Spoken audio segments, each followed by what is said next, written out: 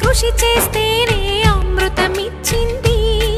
అవరోధాల దీవుల్లో ఆనంద నిధి ఉన్నది. కష్టాల వారధి దాటిన వారికి సొంతమవుతుంది. తెలుసుకుంటే సత్యమిది, తలచుకుంటే సాధ్యమిది. మౌనంగానే ఎదగమని మొక్క నీకు చెబుతుంది.